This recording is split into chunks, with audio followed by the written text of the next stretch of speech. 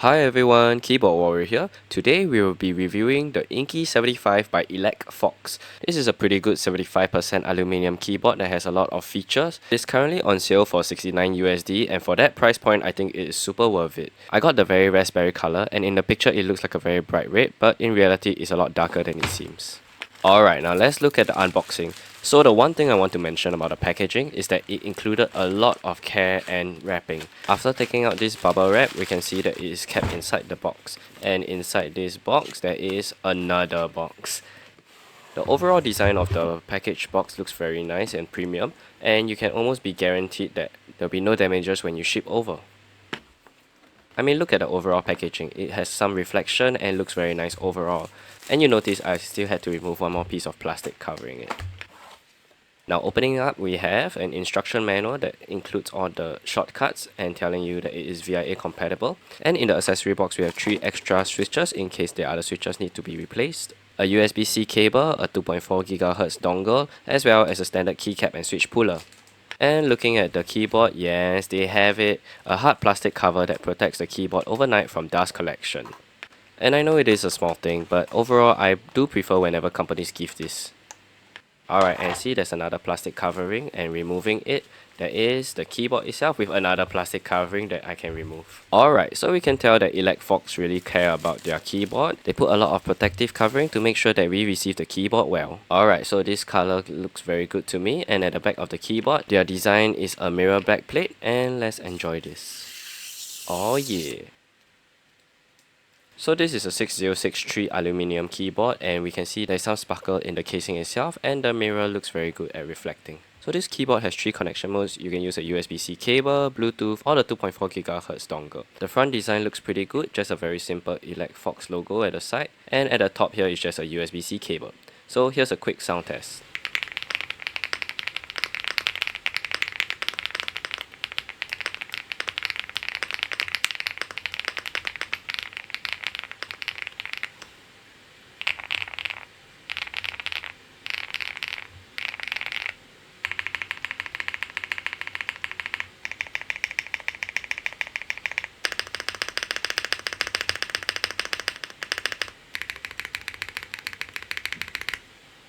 The stock keyboard itself already sounds so good, but we're gonna mod it later. So let's look at the keycap, and we can see that it is a double shot PBT keycap, and honestly in the pictures it looked more squarish profile, but the one that I have is a cherry keycap set. And this is their own switch. This is the Inky Matcha Buttermilk linear switch.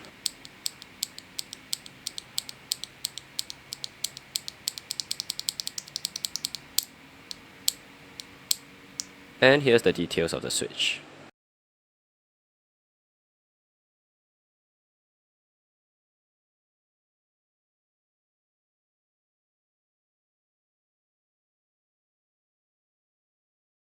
And yes, they are factory looped, so it makes the typing experience feel good.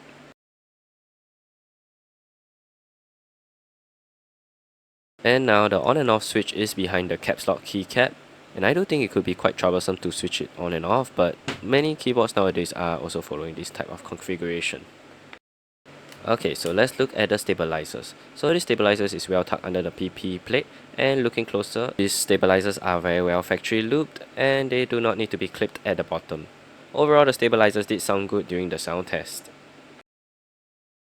Now let's take a look at the teardown of this keyboard. This keyboard is being held together by these 6 screws over here, and honestly I received this keyboard a month ago, but because I did not have the screwdriver, I had to buy a wow stick and wait for its shipping for me to finally open up this keyboard. It uses a 1.5mm hex bit.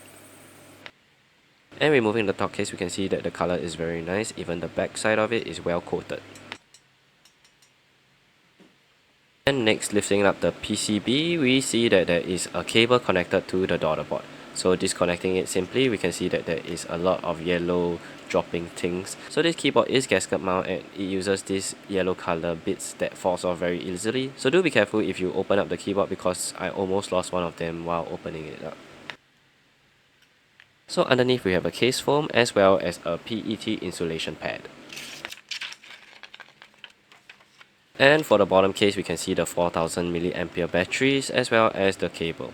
The PCB has screw holes if you want to switch to screw-in stabilizers, and this PCB is 1.2mm with flex cuts.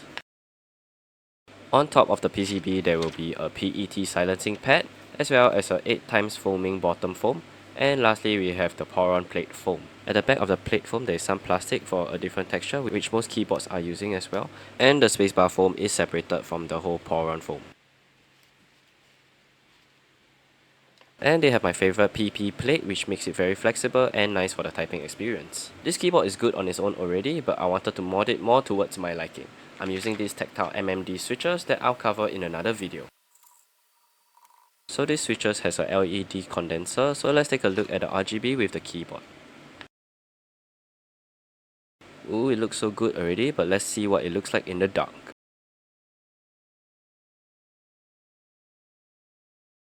So I forgot to mention that this keyboard has south-facing RGB, and the keyboard has 18 different modes of RGB. Overall, it looks pretty good. And the final change will be changing the cherry keycaps into an XDA profile one to give it a deeper sound. This keycaps is called This Is Pink, and it looks so good. I think the ladies will love the looks of this. Overall, we are still able to see the RGB through the keycap, so that's a plus point for this keyboard. And now here is the modded sound test.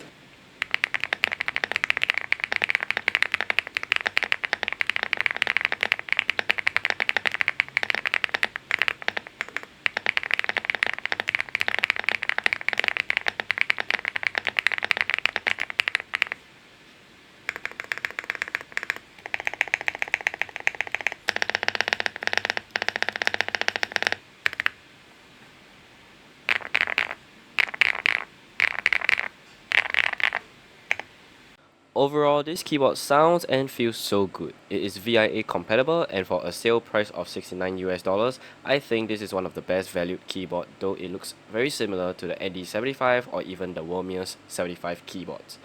Now alright, that's it for my review. Do let me know what you guys think, whether you enjoyed it more stock or with my mods, and remember to leave a like and subscribe for my next video.